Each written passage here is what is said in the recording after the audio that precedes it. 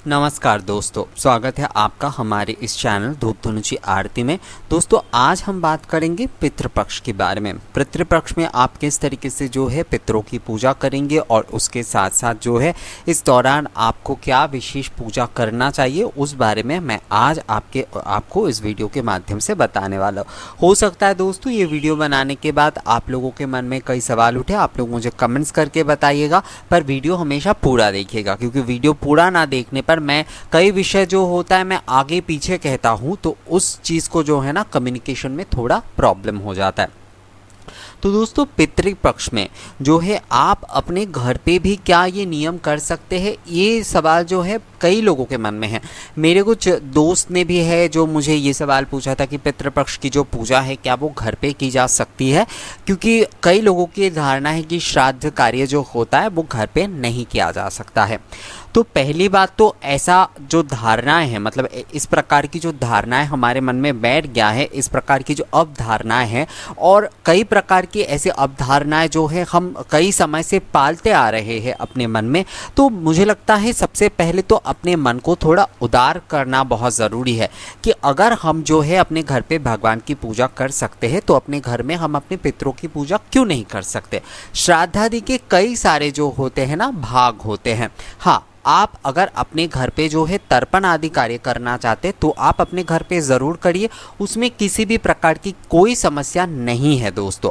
पर अगर आप पिंडदान वगैरह ये सब कुछ करना चाहते तो वो संपूर्ण एक प्रेत कार्य माना जाता है, मतलब उसके जो विधि होते उसके जो प्रकार होते वो थोड़ा अलग होता है, तो इसलिए जो है वो आपको घर पे नहीं करना चाहिए। और मेरा मानना नहीं बल्कि मैं कहूँगा कि आप लोगों का भी शायद यही मत होगा कि पिंडदान अगर आप कर रहे हैं तो आपको किसी विशेष जानकार की सहायता से ही करना चाहिए, या फिर आपको किसी तीर्थ स्थल जैसे गया में जाकर या फिर जो है बनारस में जाकर, बनारस में भी गया घाट है वहाँ पर भी पिंडदान किया जाता है, तो वहाँ पर जाकर आप जो है पिंड जो कार्य है वो आप प्रतिवार ना करके वहां पर एक बार में जाकर भी पूर्ण करके आ सकते हैं। कहा जाता है, ये मान्यता नहीं, ये कहा जाता है और ये श्राद्ध क्रिया में इसका उल्लेख पूरी तरीके से है कि अगर आप गया में जाकर या फिर बनारस में जाकर आपने एक बार पिंडदान कर दिया है तो आपको जो है प्रतिवार अलग से पिंडदान करने की कोई ज़रूरत नहीं है। बहुत सारे लोग हालांकि अपने नियम के और कुल में ये कार्य करते आए हैं और वो हर बार जो करना चाहते, पर अगर श्राद्ध विधि के सही नियम को माने पिंडदान के तो पिंडदान जो है वो प्रतिवार नहीं होता है। एक तरह से आप अगर गया में जाकर या फिर जो है आप मतलब गया धाम में जाकर या फिर वाराणसी में जाकर आपने अगर पिंड कार्य को करके आए हैं तो आपको प्रतिवार पिंड कार्य नहीं करना चाहिए, आपको केवल जो है तर्पण आदि कार्य ही करना चाहिए। कई सारे लोग कहते हैं कि तर्पण आदि कार्य जो है घर पे हम किस प्रकार से करें, अर्थात जो है घर पे हम किसी की सहायता के बिना क्या कर सकते। तो देखिए दोस्तों, तर्पण जो होता है ना वो श्रद्धांजलि होता है, हम अपने पुरखों को श्रद्धांजलि दे रहे हैं। अगर आपके 3 पुरुषों के नाम आपको पता है, अर्थात आपके दादा के, आपके परदादा के और उनके दादा के, अर्थात अगर माफ़ कीजिएगा दोस्तों यहाँ पर मैं एक शब्द का प्रयोग कर रहा हूँ, शायद आप लोगों को गलत लग सकता है कई लोगों को, जिनके जो है ना उनके पिताजी जो है जीवित है वो यहाँ पर जो है दादाजी का ही नाम लेंगे, मतलब दादाजी से ही जो है उनका 3 पुरखों का काउंट होगा। और जिनके जो है पिताजी जो है वो गया धाम में श्री हरि विष्णु के पाद पद में उन्होंने शरण ले लिया है, तो वो जो है उनका काउंट जो है उनके पिताजी, उनके दादाजी और उनके परदादाजी, इन तीनों का होगा। तो ये विषय थोड़ा ध्यान में रखना होगा अगर आप 3 पुरखों के हिसाब से तर्पण कर रहे हैं। तर्पण कार्य हमेशा 3 पुरखों के नाम का उल्लेख करके ही होता है। लोग केवल समझते हैं कि पिंडदान में ही केवल ये कार्य होता है, ऐसा नहीं है, तर्पण में भी ये कार्य प्राथमिक होता है। इसके बाद कहा जाता है हमारे विश्व में हमारे चाहे वो शत्रु हो, हमारे चाहे वो मित्र हो, उनसे हमसे किसी भी प्रकार का कोई संबंध हुआ है, वो इस हमारे द्वारा जो है कोई अगर किसी समय कोई दुखी हुआ है, हमारे जान पहचान के जो भी सारे हैं, अर्थात अंतरिक्ष पक्ष हो या फिर हमारे संबंध में हो, संबंध में ना हो, हमारे मित्र हो, हमारे अमित्र हो, कोई भी हो, उनके नाम पे भी जो है ना तर्पण करने का चलन है। पर ये जो तर्पण होगा ये केवल महालया तिथि पर ही की जाती है। ये जो है प्रतिदिन अर्थात पितृपक्ष के प्रतिदिन ये तर्पण नहीं होता है, ये केवल जो है महालया तिथि पर ही होती है। आपको अपने घर पे जो है एक ताम्र पात्र हमेशा लेना चाहिए अगर आप तर्पण कर रहे हैं तो।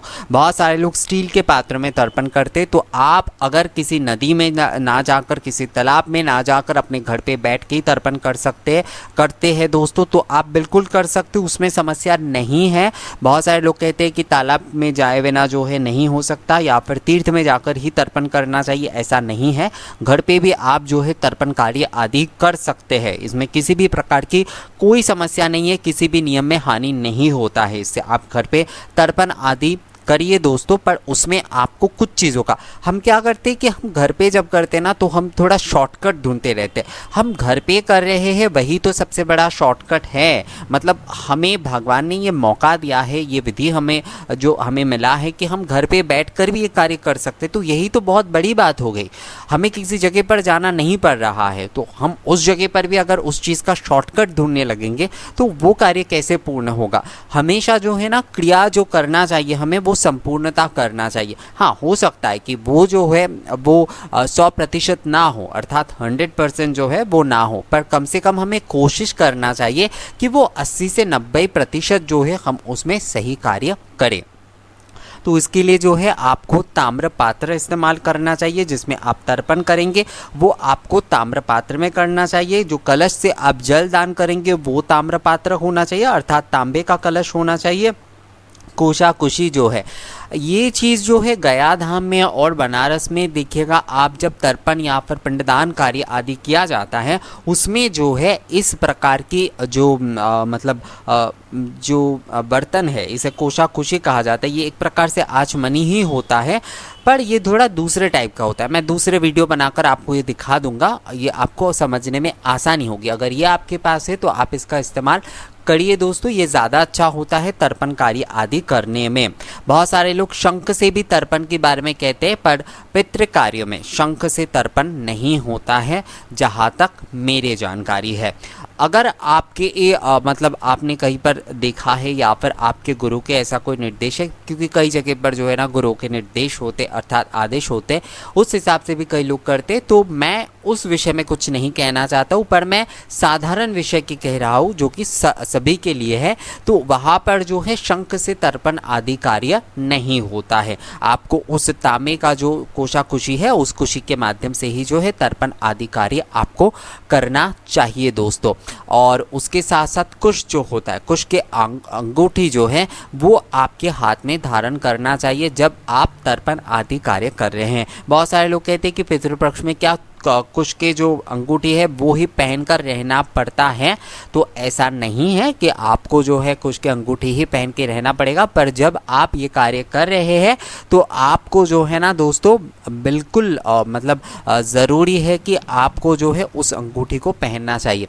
अब विषय आ जाता है कि आप जब ये कार्य कर रहे हैं तो उसका समय क्या होगा। समय जो है आपको 12 बजे के भीतर ही इस कार्य को करना चाहिए। 12 बजे की अगर 1 मिनट भी आगे हो जाता है तो ये कार्य नहीं माना जाता है। तो आपको हमेशा जो है 12 बजे के भीतर ही ये कार्य करना चाहिए। सबसे अच्छा होता है अगर आप सुबह 10 बजे तक जो है अर्थात सुबह 6 से लेकर 10 बजे तक ये कार्य अगर करते हैं तो ये सबसे ज़्यादा अच्छा होता है। ये एक बहुत बड़ी विषय है। बहुत सारे लोग जो है कई समय करते हैं, पर आपको हमेशा इस कार्य को जो है ना अपने प्रतिदिन की जो पूजा कार्य आदि है वो करने के बाद जो है 10 बजे के भीतर अगर आप इसे संपूर्ण करते हैं तो वो सबसे ज़्यादा सही होता है। और आपको तांबे की हर चीज़ से ही जो है ना ये तर्पण आदि कार्य करना चाहिए, जिसमें आप तिल और जल कहा जाता है। तिल और जल जो होता है वो मूल होता है। तो तिल जल आप जब दान कर रहे हैं तर्पण के माध्यम से अपने पुरखों को, तो आपको जो है दोस्तों हमेशा जो है तांबे की चीज़ों का ही इस्तेमाल करना चाहिए, ना कि आपको स्टील के चीज़ों का इस्तेमाल करना चाहिए, ना कि आपको जो है लोहे या फिर प्लास्टिक की चीज़ों का इस्तेमाल करना चाहिए। अगर आपके पास तांबे के नहीं है तो आप पीतल की थाली इस्तेमाल कर लीजिए या पीतल के पात्र आप इस्तेमाल कर लीजिए, पर आपको तांबे और पीतल के अलावा अगर हो सके तो तांबा ही इस्तेमाल करने की पूरी कोशिश कीजिए। अगर नहीं हो पा रहा है तो आप जो है पीतल का इस्तेमाल कर सकते। अब पूजा के विषय में आ जाते हैं कि बहुत सारे लोग कहते हैं कि इस दौरान क्या पूजा पाठ हमें बंद रखना चाहिए। तो ये सारी जो अफवाहें लोग फैला रहे हैं, मुझे नहीं पता कि कहाँ पर ये विधान है कि पितृपक्ष में पूजा आदि नहीं होती है। इस प्रकार की किसी भी प्रकार की कोई विधान मुझे नहीं पता दोस्तों। नित्य पूजा जो है वो आप पितृपक्ष में एक ही तरीके से चलेगा, इसमें किसी भी प्रकार की कोई बंद करने की तो कोई विषय ही नहीं आता है। आपकी नित्य पूजा आप अपने घर पे भगवान की सेवा क्यों बंद करेंगे? आप अपने पितरों का, आप अपने अगर पिता मतलब पितृपुरुषों का अगर आप ध्यान कर रहे हैं तो उसमें पूजा बंद करने की क्या विषय आ जाती है मुझे नहीं पता। बहुत सारे लोगों ने ये सवाल मुझसे पूछा है और कई लोग कहते रहते हैं, पर इस प्रकार का कोई चीज़ नहीं होता। पितृपक्ष को बहुत सारे लोग ऐसे अशुद्ध क्यों मान लेते हैं, मुझे समझ में नहीं आता है कि इसे अशुद्ध काल मान लेते। क्यों अशुद्ध क्यों होगा ये? हम पितरों के जो है हम इस समय जो है आशीर्वाद पाने के लिए उनकी पूजा कर रहे हैं एक प्रकार से तर्पण आदि के माध्यम से। तो इसमें अशुद्ध का क्या हो गया? इसमें अशुद्ध की कोई विषय नहीं है। सबसे पहले इस विषय को जो है अपने दिमाग से हटा दीजिए दोस्तों। और इस दौरान जो है आप अपने पितरों के शांति के अर्थात जो है वो जिस भी जगह पर है, उन्होंने जन्म लिया है या फिर जो है वो श्री हरि विष्णु की कहते हैं कि जो अभी तक जन्म नहीं लिए है वो जो है गया में श्री हरि विष्णु के पाद पद्म में अभी भी विश्राम कर रहे हैं, प्रभु की सेवा कर रहे हैं वो। तो आप जो है उस आत्मा के लिए जो है जो प्रभु के चरणों में जिन्होंने आश्रय ले लिया, वैसे तो प्रभु के चरण में जो आश्रय ले लेता है उसकी जिम्मेदारी तो प्रभु खुद ले लेते हैं, पर आप जो है ना उनकी कामना मतलब उनके अच्छे की कामना करते हुए आप जो है प्रभु को आप तुलसी अर्पण करिए, चंदन मिश्रित तुलसी आप अर्पण करिए और उसके साथ अगर हो सके तो आप धूप भी कर सकते हैं दोस्तों। तुलसी मूल के जो धूप होते आप वो भी प्रभु को इस दौरान ज़रूर करिए। वैसे पितरों को किस प्रकार की धूप करनी चाहिए इस बारे में भी मुझे कमेंट्स मिला है, पर मैं ये वीडियो में वो चीज़ नहीं बताऊंगा क्योंकि इससे क्या होता है वीडियो बहुत बड़ा हो जाता है। अलग अलग विषय पर अगर वीडियो नहीं बनता है, मतलब जो है एक ही वीडियो में बहुत सारी चीज़ें कवर हो जाता है तो कन्फ्यूजन कई समय हो जाता है दोस्तों। तो इसलिए जो है आपको यहाँ पर मैं यही बता रहा हूँ कि आप अपने घर पर भी जो है ना आप अपने घर पर भी पूरी तरीके से जो है पितरों के तर्पण कार्य आप कर सकते हैं, उसमें किसी भी प्रकार की कोई बाधा नहीं है। आप खुद से कर सकते हैं। अगर आप किसी विशेष पंडित जी को बुलाकर कार्य करना चाहते तो भी आप कर सकते, घर पे ही आप कर सकते। तालाब में मैं तो कहूँगा कि ये जो समय चल रहा है खासकर इसमें आपको बाहर ना जाते हुए जो है आपको घर पे बैठ के ही अपने पितरों के ध्यान और तर्पण आदि कार्य करना चाहिए। और ये किसी भी प्रकार का कोई अशुद्ध समय नहीं होता है, कोई अशुद्ध समय नहीं होता है। इसमें जो है आप अपने नित्य पूजा दी आरती वगैरह जो कुछ आप करते हैं आपको उसी तरीके से करना चाहिए। बस आपको इस समय अपने मन को शुद्ध रखना है। कोई काल जो है ना शुद्ध या अशुद्ध नहीं होता है, कोई समय जो है वो शुद्ध या अशुद्ध नहीं होता है। इस तरह की भ्रांत धारणाएं, मुझे नहीं पता कब से इस तरह की चीज़ें जो है हमारे असल में शास्त्रों में तो इस प्रकार की कोई चीज़ें लिखा ही नहीं है सही में।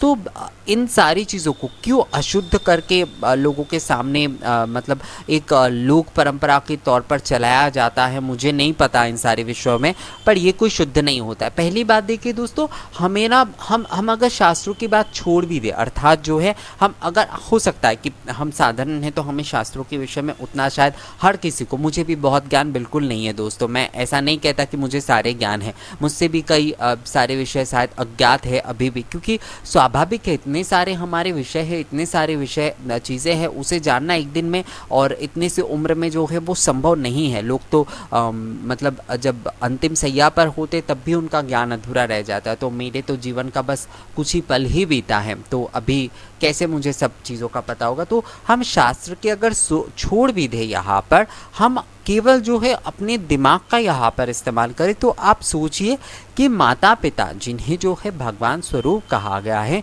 तो उनके अगर हम तर्पण पूजन आदि करते हैं इस दौरान, तो ये अशुद्ध काल कैसे होता है।